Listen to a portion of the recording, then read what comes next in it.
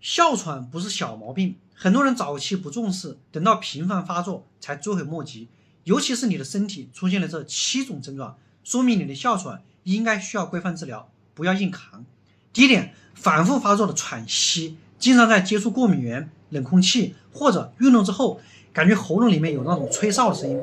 呼吸的时候发出高调的哮鸣音，这不是普通的气喘，而是你的气管在痉挛狭窄发出的信号。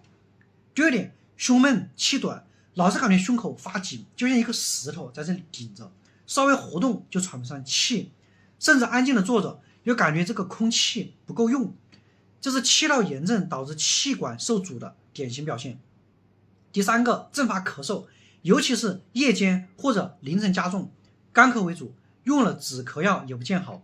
这其实是气道敏感性增加，受到刺激引发的保护性反应。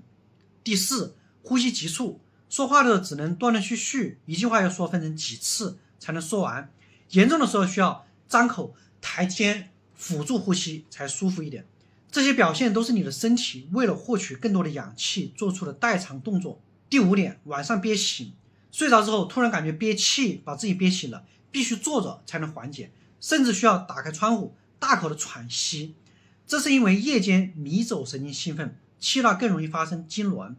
第六点，运动耐力下降，以前可以轻松的爬楼跑步，现在稍微活动一下就感觉胸闷喘气，不得不停下来休息，这也是哮喘影响肺功能的直接体现。第七点，反复呼吸道感染，经常感冒咳嗽，而且每次拖很久都不好，其实是哮喘导致你的防御功能下降，容易受到病原体的侵犯。如果你也有上面症状，建议不要忽视了，哮喘需要长期规范治疗，该用药就用药，该复查就复查，该避开过敏源就避开过敏源，你记住了吗？